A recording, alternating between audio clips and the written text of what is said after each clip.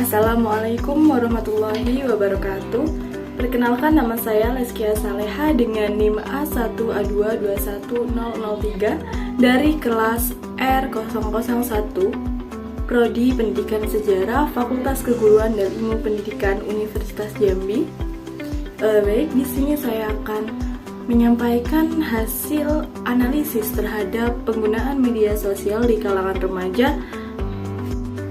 Nah, kemudian di sini saya akan menampilkan sebuah video dari saudari Zela. Dia berasal dari Universitas Batanghari. Nah, dia menjelaskan apa saja sih yang dibuka di dalam handphone atau media sosial. Baik, kita saksikan. Halo teman-teman, nama aku Zela Andira. Aku dari Universitas Batanghari Jambi. Aku dari Fakultas Ekonomi, Prodi Manajemen. Kali ini aku bakal ngasih tahu beberapa aplikasi yang aku buka dari handphone. Itu yang pertama, aku buka aplikasi WhatsApp buat ngelihat beberapa notif dari grup kampus, dari grup bimbel. Terus yang kedua, aku buka Instagram. Terus yang ketiga, aku suka dengerin musik dari aplikasi YouTube. Terus aku suka nonton drakor dari aplikasi Telegram. Terus yang terakhir, aku suka main game dari berbagai aplikasi. Terima kasih. Nah, menanggapi dari apa yang dikatakan oleh saudari Zela, dapat disimpulkan bahwa aplikasi yang sering dia buka di handphone yaitu seperti WhatsApp, YouTube untuk mendengarkan musik, bermain Instagram, dan dia juga bermain game. Kemudian di sini saya akan menyampaikan hasil dari observasi yang saya lakukan menggunakan Google Formulir yang saya berikan kepada para remaja di usia 20 tahun ke bawah, baik dari kalangan siswa, mahasiswa, baik dari Universitas Jambi maupun universitas lainnya. Grafik di atas menunjukkan hasil dari observasi yang saya lakukan, menunjukkan bahwa penggunaan media sosial di kalangan remaja banyak dijumpai di usia 19 tahun, 20 tahun, dan 17 tahun. Kepala Pusat Informasi dan Hubungan Kementerian Kominfo menyatakan bahwa aktivitas online dari sampel anak dan remaja pada usia 10-19 tahun dengan responden 400 yang terbesar di seluruh wilayah perkotaan dan perdesaan. Nah, kemudian ada nih dari teman-teman kami yang mengisi Google Formulir, diantaranya yaitu yang pertama Merina, yang kedua Verna, yang ketiga Ahmad Bayu Seprianta, yang keempat Putra Pamungkas, yang kelima ada Rika, dan yang keenam ada Lilina Rafita, yang ketujuh Rila Yunita, kedelapan Abiyu Rahmadian, yang kesembilan Siska, dan juga yang terakhir ada Hijratul Fadia.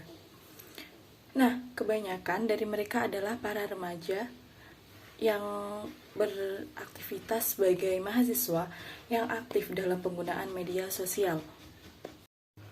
Aplikasi-aplikasi yang sering mereka gunakan seperti WhatsApp untuk mendapatkan informasi dari grup kelas, YouTube, Instagram, Telegram, dan juga bermain game menggunakan smartphone.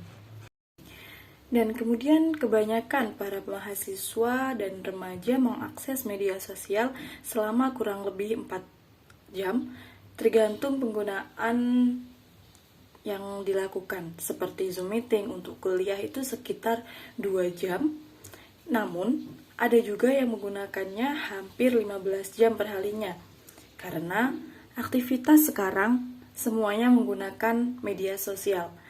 Dan juga mulai dari pekerjaan, kuliah, belajar, dan lainnya itu semuanya menggunakan media sosial. Dan ada juga nih dampak positif dari penggunaan media sosial. Yang pertama yaitu kita dapat mendapatkan informasi secara update, karena semua informasi apapun akan selalu di-share di media sosial dan akan langsung dengan cepat kita peroleh dari manapun, karena media sosial ini tidak terbatas dengan jarak. Yang kedua yaitu menambahkan mood booster, karena dengan media sosial kita terkadang dapat tertawa sendiri karena ada konten-konten yang lucu. Dan yang ketiga, dapat mendekatkan kita dari yang jauh. Kita dapat dengan mudah berkomunikasi dan berhubungan baik. Dengan jelas melihat wajahnya tanpa harus mengirimkan surat seperti pada zaman dahulu. Dari penggunaan media sosial bagi kalangan remaja, di antaranya yaitu kita bisa mendapatkan informasi melalui media sosial, kemudian mencari referensi untuk mengerjakan tugas-tugas, kemudian kita dapat bersosialisasi dengan teman dan juga kerabat yang jauh. Kemudian kita mampu mengetahui informasi terupdate yang dimana berita-berita itu merupakan informasi terkini. Dan kita juga dapat menemukan ide, berita, dan membantu mempermudah segala pekerjaan. Penggunaan media sosial juga dapat mempererat hubungan tali silaturahmi antara keluarga yang jangkauannya cukup jauh.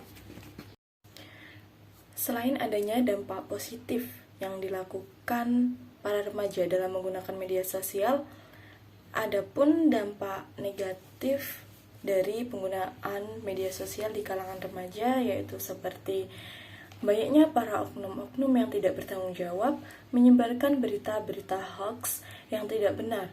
Kemudian kita menjadi malas untuk belajar, menjadikan seseorang menjadi seorang yang individualis dan membuat kita kecanduan bermain media sosial.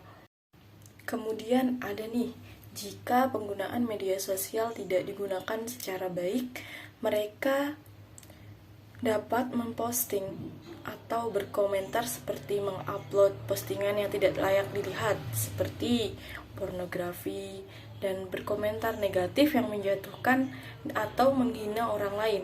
Nah, ada lagi dampak negatif dari penggunaan media sosial, yaitu jika media sosial digunakan oleh anak di bawah umur, maka seharusnya tidak membuat mereka melihat hal-hal yang negatif, dan itu pun akan merusak pikiran dan mental mereka. Nah, dan dampak negatif pun kita dapat dijadikan bumerang bagi penggunaan media sosial. Mengapa sih media sosial itu sangat berpengaruh?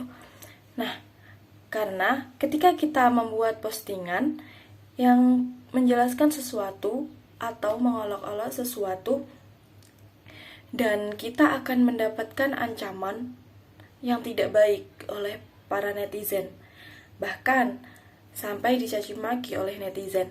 Dan juga ketika kita memposting sesuatu atau memperlihatkan aurat kita, itu akan menjadi dosa jariah karena ditonton dan dilihat oleh banyak orang. Nah, dari hasil observasi yang telah saya lakukan, dapat disimpulkan bahwa penggunaan media sosial di kalangan remaja sangatlah marak dan mereka menggunakannya secara aktif dan terus-menerus.